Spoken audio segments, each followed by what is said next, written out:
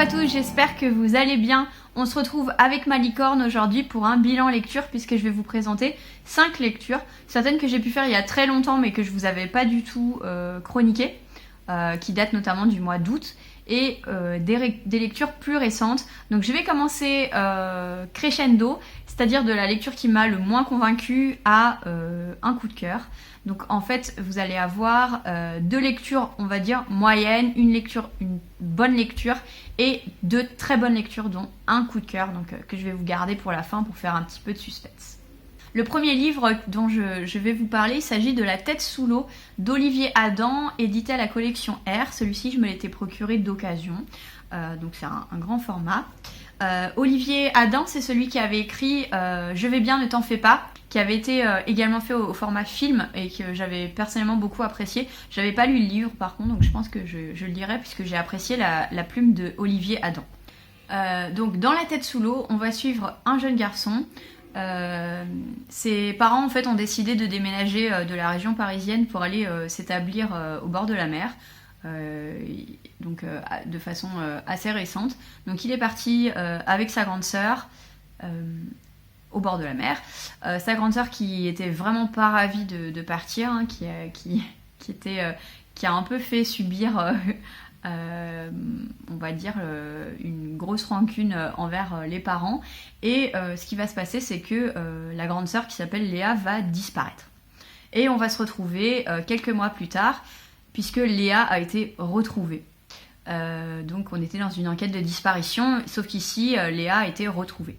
Donc en fait ici on va vraiment se focaliser sur les émotions des proches, notamment du petit frère, et sur comment ils ont vécu le fait que sa sœur a été, on ne sait pas trop, en tout cas qu'elle a mystérieusement disparu et qu'on n'arrive pas à la retrouver. Donc comment ils le vivent, comment la vie continue sans elle, et ensuite tout ce qui va se passer une fois qu'elle a été retrouvée et comment ça peut impacter la totalité de la vie de la famille. Donc j'ai trouvé qu'en fait qu'il y avait des thèmes qui étaient quand même assez intéressants, surtout pour un livre young adult, puisque ici on suit le jeune garçon qui est au lycée. J'ai trouvé que c'était une manière, on va dire, simple et facile d'accès de parler de certains thèmes, notamment des thèmes qui sont en général plus abordés dans des thrillers, hein. Le kidnapping, la disparition mystérieuse, aussi tout ce qui va relever de l'absence. Voilà. Donc c'est des thèmes qui étaient quand même assez intéressants. J'ai bien aimé la plume d'Olivier Adam, qui était pas trop descriptif, quand même pas mal de dialogues, c'était fluide, c'était facile à lire. Je pense que je l'ai lu en 2 heures parce que c'est un tout petit livre. C'est écrit gros en plus, voilà, 215 pages. Qu'est-ce que je lui reproche ?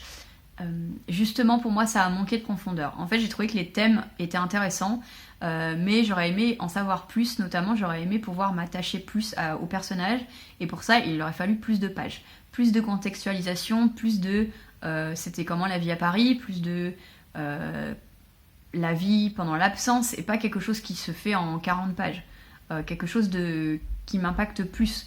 Voilà. Et là, le fait qu'on était en plus porté beaucoup sur l'adolescent et non pas sur les parents, je pense que le fait que je lise de plus en plus d'adultes et de moins en moins de young adultes, j'aurais préféré avoir un point de vue plus adulte. En tout cas, j'ai trouvé que c'était une lecture quand même intéressante, qui abordait des points intéressants du coup par rapport à l'absence. Il y a aussi de la diversité. Donc il y a plusieurs histoires LGBTQ+ dedans. Donc ça change un petit peu, hein, voilà. Et surtout c'est abordé d'une manière complètement normale, parce que moi j'ai vraiment du mal avec les romans où tout l'accent est fait là-dessus. Moi j'aime bien quand c'est juste normal, je vois pas le problème, voilà. Parce que je pense que ça devrait être comme ça. Et du coup voilà, c'est une lecture qui, je peux pas dire qui est mitigée, c'était honnêtement une bonne lecture. Voilà, j'ai lu ça en 2 heures. Ça va pas, j'en garde pas un souvenir incroyable parce que ça fait plus d'1 mois que j'ai lu là. D'ailleurs je me rappelle pas du prénom du garçon, donc il m'a pas suffisamment marqué, mais ça peut être une petite lecture sympa peut-être pour des ados. Voilà, en tant qu'adulte je pense que ça va pas être suffisant. En fait vous allez en vouloir plus, comme moi, plus de profondeur et plus de densité, et du coup voilà, pour moi c'est trop court et il y a des choses trop survolées pour que je sois 100% convaincue par cette lecture. Donc celui-ci je le garderai pas, comme vous le savez, je peux pas, ma bibliothèque est pas très grande, donc je peux pas garder tous les livres. Donc celui-ci, il sera revendu. Deuxième lecture dont je veux vous parler, qui était une lecture sympa que je viens de finir. Il s'agit du Secret du mari de Liane Moriarty. Donc c'est un de ses premiers ouvrages, en tout cas celui qui a fait le plus parler de lui, il me semble. Maintenant on a Big Little Lies qui a été adapté sur Netflix, donc il faudra vraiment que je regarde cette série. Mais donc on est sur du thriller australien, puisque Liane Moriarty est australienne. Du thriller, on va dire, domestique. Voilà, c'est pas du thriller qui fait peur. On est plus dans tout ce qui est secret de famille, mystère, petite banlieue. Ça fait très Desperate Housewives. Voilà, ça m'a vraiment fait penser à Desperate Housewives en Australie, mais avec la vie beaucoup de certaines femmes qui travaillent, de certaines femmes au foyer, comment fonctionne finalement leur vie, avec leur mari, avec leurs enfants, leurs déboires, leurs secrets, leurs infidélités. Voilà. En fait, le pitch, tout commence avec Cecilia. Cecilia qui est une mère de famille, de 3 petites filles, de 2 ados et d'une petite fille. Et un jour, en fait, en rangeant le grenier, elle va trouver une lettre de son mari avec écrit pour Cecilia à n'ouvrir qu'après ma mort. Voilà. Donc évidemment, Cecilia, elle va avoir hyper envie d'ouvrir cette lettre. Je vais pas vous dire si elle l'ouvre ou pas. En tout cas, il y a une grosse partie du récit qui tourne autour de l'histoire de cette lettre. Et on va suivre 3 familles différentes qui ont des destins un petit peu reliés. Donc à travers 3 femmes. J'ai bien aimé ces portraits de femmes. Au début, je me suis dit, ça va être un peu plan-plan, le côté femme au foyer, machin. Bon, un peu gonflant. Il y a un petit ventre mou où à un moment, je me suis un petit peu ennuyée. Je dois être honnête. Mais le fait qu'il y a une alternance en fait des familles, donc tous les chapitres on change de point de vue et que les familles se croisent plus ou moins dans des histoires et des secrets, ça a beaucoup remonté le suspense. Ça m'a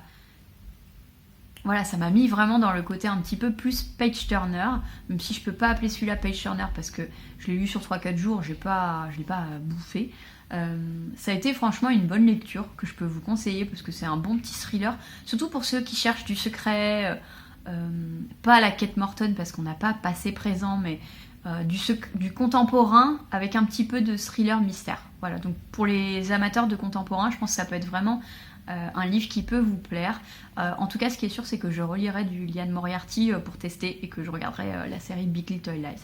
Dites-moi en commentaire si vous en avez lu d'autres d'elle et lequel je devrais lire, parce que il y en a pas mal maintenant, notamment il y a 9 parfaits étrangers, je crois, qui me tentaient pas mal sur des personnes qui partaient dans un centre de relaxation détente. Alors c'est le genre de truc que j'aime bien. Je me dis pourquoi pas. Si quelqu'un a lu ou a des recommandations, n'hésitez pas. Donc celui-là, je sais pas si je vais le garder encore. Donc celui-là, pour l'instant, il va rester là. Et puis peut-être que lors de mes tris que je fais 2-3 fois par an, il partira. Mais en tout cas, pour l'instant, je le garde. Troisième ouvrage, on monte crescendo dans la qualité, on va dire, de mes lectures. Pas que ces lectures-là étaient mauvaises ou mal écrites, mais dans le niveau d'appréciation, on va dire. La voleuse de livres de Marcus Zusak. C'est un livre qui faisait partie de mes reliques.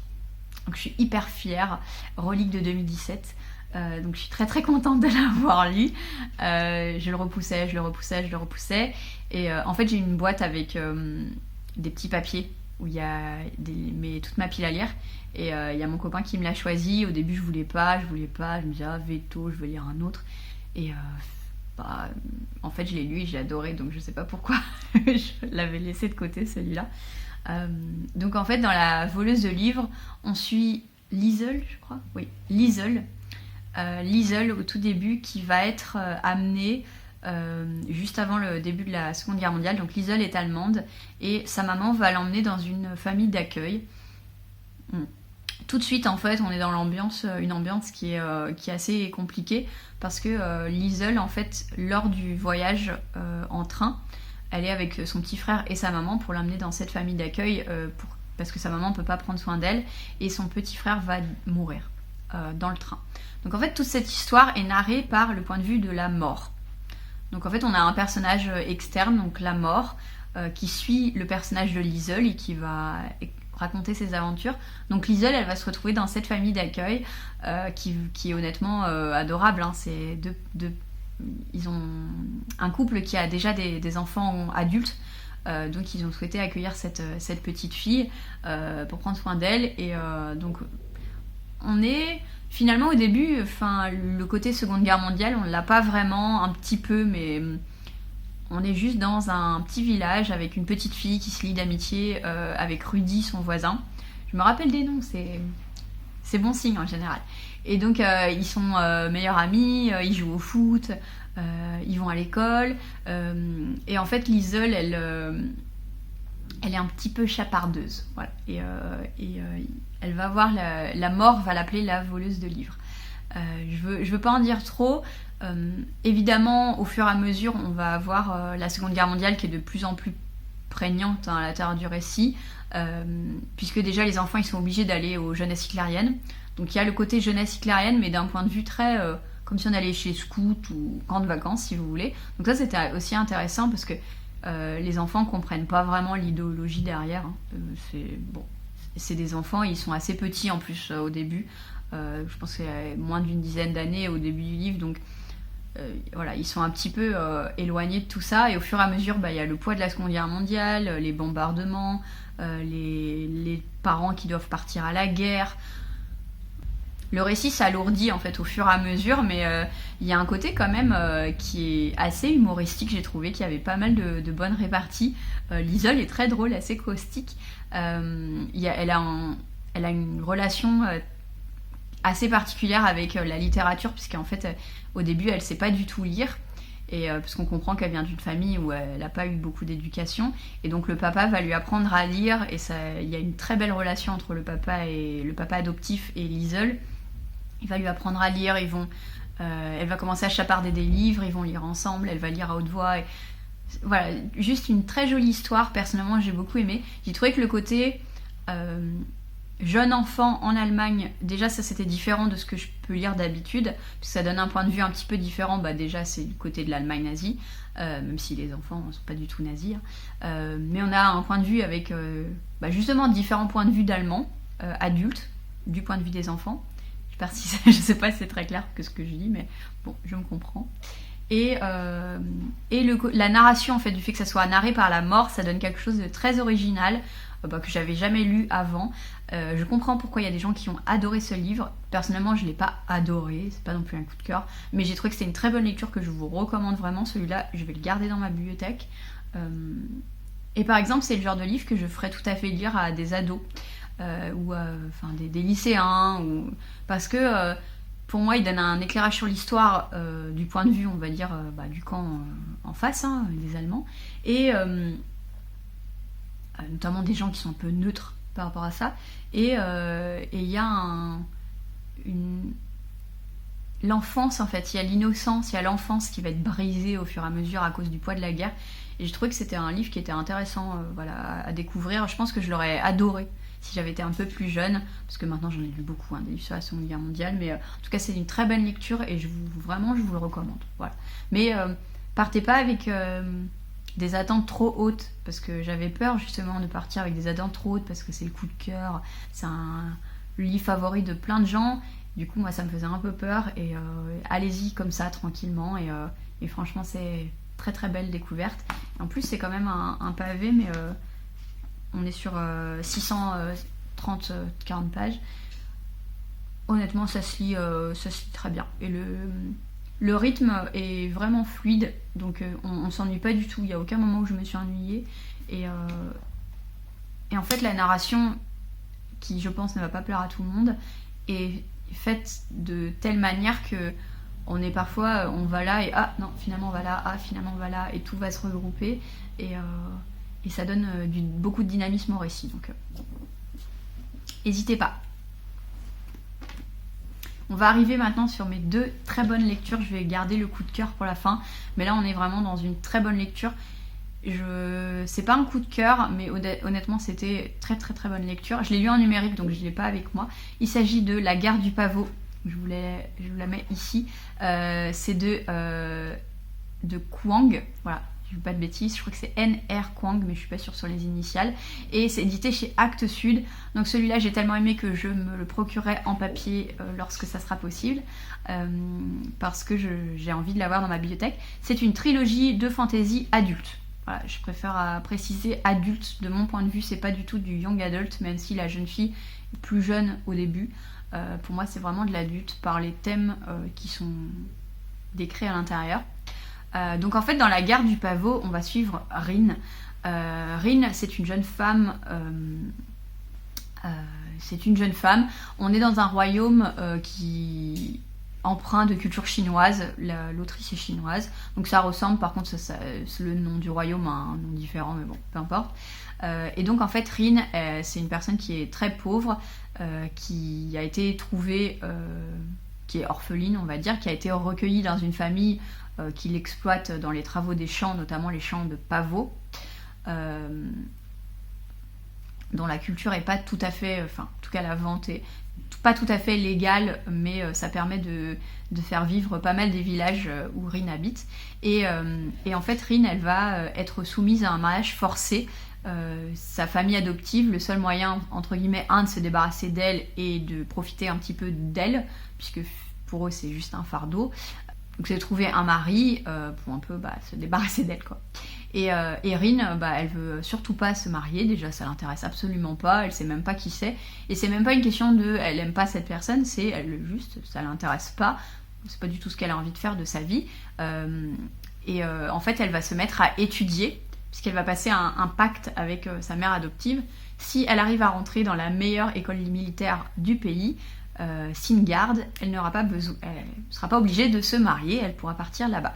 Et pourquoi Singard ? Tout simplement parce que c'est une école où si on est accepté à l'examen, on n'a pas besoin, il y a un système de bourse si vous voulez, on n'a pas besoin de payer, donc, alors que les autres écoles elles sont payantes et que Rin elle n'a pas d'argent. Donc on va suivre Rin, voilà, donc dans cette... ça fait un peu moyenâgeux en termes d'ambiance, donc ça fait un peu fantaisie moyenâgeuse, mais ouais, on va dire moyenâgeuse quoi, parce qu'il y a des archers, des épées, voilà, on n'est pas du tout avec des pistolets ou ce genre de choses. Et donc Rin, spoiler, assez le début, elle va être acceptée dans cette école militaire de Singard, sinon il n'y a pas trop d'histoire. Et donc on va la suivre à travers ses études militaires qui sont honnêtement très dures, parce que le fait de son statut, elle n'est pas hyper bien acceptée dans l'école. C'est vraiment considéré comme un peu une paria. Donc ça va être très difficile pour elle d'évoluer dans cette école. Et je vais m'arrêter là parce que je veux pas vous en dire plus. Donc on a quand même une grosse partie du roman où on parle de son éducation militaire, ça c'est très important, au sein de l'école, et ensuite d'autres aventures. Donc j'ai beaucoup aimé ce livre. Encore une fois, je répète, c'est de la fantaisie adulte, tout simplement parce que y a des scènes très très dures, c'est très violent. Honnêtement, la deuxième partie de l'ouvrage est très très très violente. Il y a des viols, des massacres, des quasi-génocides. Voilà, c'est pesant, c'est pas un livre que je mettrais dans toutes les mains, en tout cas pas des mains les plus jeunes, pas du tout. À partir de 16-17 ans ça devrait aller, mais avant je le ferai pas. La plume est assez simple, c'est assez facile de rentrer dedans. Elle a une plume qui est assez intéressante et je trouve qu'il change un petit peu de l'ordinaire. Donc quand je dis elle est simple, c'est pas péjoratif, c'est que elle est fluide et on peut rentrer assez facilement dedans. J'ai trouvé l'univers qui est vraiment intéressant dans le sens où on suit le côté stratégie militaire. Donc il y a différentes brigades, je sais plus trop comment ils appellent ça, 12 ou 13, et chacun en fait a des spécificités, c'est des troupes en fait, et eux ils sont amenés à devenir officiers de ces troupes-là. Il y a aussi des troupes un petit peu de service secret de la reine, enfin de l'impératrice. Donc on va pas mal aussi suivre l'histoire en fait de ce pseudo service secret. L'histoire au sein de l'école était vraiment pas mal. C'est beaucoup plus barbare que Harry Potter par exemple. Voilà, ça n'a rien à voir. Mais j'ai trouvé que c'était vraiment de la bonne fantaisie, c'était original. Après il y a je trouve que ça se focalise beaucoup sur tout ce qui est tactique. Donc je vous ai dit encore stratégie militaire. Il y a beaucoup de tactiques de bataille, de combat, de stratégie d'attaque, de défense. Donc voilà, si c'est pas du tout votre truc, je vous conseille pas d'y aller parce qu'il y a quand même beaucoup d'analyse de ce genre de choses, de plans, pour faire des embuscades. Voilà, si vous cherchez uniquement du personnage ou ce genre de choses, ça va pas vous plaire. J'ai bien aimé les personnages parce que j'ai trouvé qu'ils n'étaient pas du tout dans le côté manichéen, tout noir, tout blanc, pas du tout. Au contraire, c'est des personnages qui... Surtout Rin, elle a vécu des choses pas forcément faciles et elle est pas dans la facilité, quoi. Des fois, elle va prendre des décisions qui sont pas forcément les bonnes et après elle va se remettre en question. En tout cas, j'ai trouvé que les personnages étaient vraiment approfondis. Il y a quelques personnages secondaires aussi qui étaient intéressants. C'est un récit aussi qui est empreint de chamanisme. Donc on va parler de l'utilisation du pavot, de la connexion avec des divinités. Voilà, c'est quelque chose qui était aussi intéressant et qui apporte du côté fantasy. Parce que finalement, si on enlève ce côté chamanisme, on est plus dans... pas de l'heroic fantasy, mais un truc un peu à la Game of Thrones, avec des combats, des clans qui s'affrontent. Voilà, sans forcément de magie, tout ça. Et donc il y a le côté chamanique qui rapporte vraiment ce côté fantasy.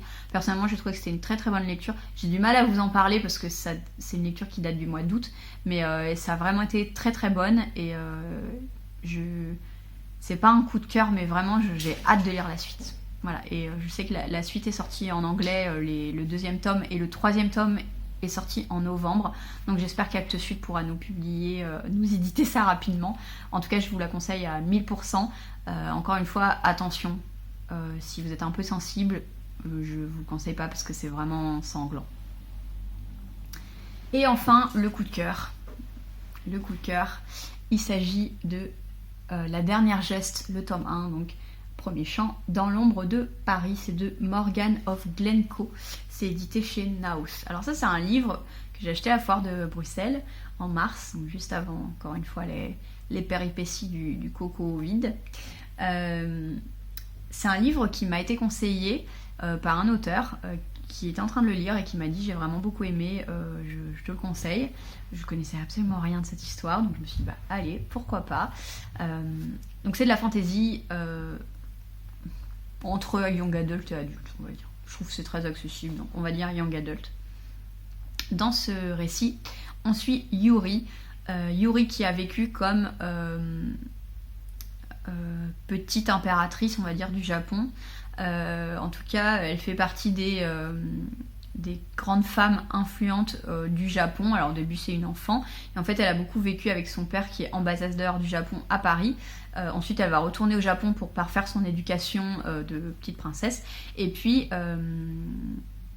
elle va être, entre guillemets, invitée par son père à Paris lorsqu'elle atteint, je pense, 17-18 ans, je ne sais plus trop, presque à sa majorité, tout simplement pour être mariée au dauphin du royaume de France.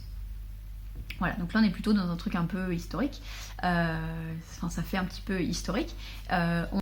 Et donc on va suivre donc Yuri qui va arriver du coup en France, qui va suivre entre guillemets ce qu'il faut faire pour pouvoir se marier avec l'héritier du trône de France. Elle, ça l'intéresse pas des masses. Honnêtement, c'est encore une fois le dauphin n'a rien d'extraordinaire dans le sens où c'est pas de sa faute à lui, c'est juste que le mariage ça l'intéresse pas énormément et puis surtout elle aurait peut-être préféré qu'on lui demande son avis, voilà. Ce que je peux comprendre. Après la culture faisait qu'à l'époque et puis à l'époque c'était pas comme ça qu'on faisait et en fait c'est difficile de vous raconter sans trop vous spoiler, mais on va se retrouver dans ce monde qui est finalement peuplé aussi de créatures fantastiques. Puisqu'on est dans du fantastique ici, à la fois avec, on les découvre lors du trajet en train pour aller jusqu'en France, où elle va découvrir d'autres types de personnes, d'autres créatures, mais qui sont humaines. Et de plus en plus, on va avoir tout ce monde un peu un petit... J'ai pas envie de dire petit peuple, parce que petit peuple, ça fait vraiment... vous savez, des petits elfes, tout ça. Là, on parle pas vraiment d'elfes, mais on va découvrir comme un monde souterrain. Ça fait un peu comme le Paris des merveilles de Pierre Pével. En fait, on découvre que derrière l'univers classique de Paris, en fait, il y a énormément de personnes qui vivent, qui ont des signes particuliers ou qui sont juste pas humains. Il y en a qui sont au grand jour, mais qui sont pas considérés très très bien au Royaume de France. Je vais pas vous en dire plus pour le résumer. En tout cas, on va suivre donc cette jeune femme qui est très très forte, mais j'ai adoré Yuri. J'ai trouvé qu'elle était juste très juste. Voilà, très juste dans ses réflexions, très très attachante. Je me suis attachée énormément à elle. Et en fait, j'ai aimé suivre ce qui se passait, à la fois sa réflexion et son évolution de personnage, parce qu'il y a beaucoup d'évolution de personnage, et à la fois sa relation avec les autres personnages, parce que les personnages secondaires sont très très fortement développés. On s'attache énormément à eux, il y en a beaucoup, mais il y en a au moins 2-3 qui sont vraiment très très très attachants. Et en fait, dans on va dire ce monde un peu à part où Yuri va se retrouver avec d'autres personnes, on est comme transporté en fait dans un autre univers avec leurs problèmes aussi, le fait qu'il ne faut pas qu'ils soient découverts parce qu'ils risquent d'être anéantis. Pourquoi il y a des complots et des enjeux politiques en fait entre les différentes nations, donc le Royaume de France, le Royaume du Japon et d'autres pays, notamment Kelsia, pays qui permettait en fait à toutes ces personnes de vivre tout à fait normalement et qui étaient considérées comme tout le monde, sauf que Kelsia a été un peu rayée de la carte du jour au lendemain, donc on va pas mal parler de ça aussi.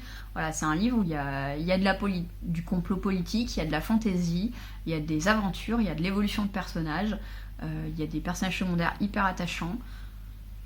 Je sais pas si je vous l'ai suffisamment bien vendu, mais j'ai adoré. Vraiment, j'ai adoré. J'ai rien de plus à te dire. C'était super. Et il y a le tome 2 qui est sorti récemment, donc il faut que je me procure. Je vais sûrement l'acheter directement sur le site de Naos, s'ils ont un site. Mais je vous conseille 1000 fois. Donc c'est la trilogie. Je pense que c'est une trilogie. La dernière geste. Donc pour l'instant, les deux premiers tomes sont parus de Morgan of Glencoe. C'est chez Naos. Voilà, c'est tout pour ce bilan lecture où je vous ai présenté 5 lectures. J'espère que ça a pu vous donner envie. Alors évidemment, parmi toutes ces lectures, celle que je vous recommande le plus, c'est La dernière geste, le tome 1, ainsi que La garde du pavot, donc qui est également un tome 1. Ce sont les livres que j'ai le plus appréciés. Est-ce que vous avez lu ces livres? Qu'est-ce que vous avez lu récemment? Est-ce que vous avez des coups de cœur à me partager? N'hésitez pas à me dire ça en commentaire. Je note toujours toutes vos recommandations. Le petit pouce si la vidéo vous a plu, n'hésitez pas à vous abonner. En tout cas, je vous dis à bientôt pour une prochaine vidéo. Et puis d'ici là, bon chai latte.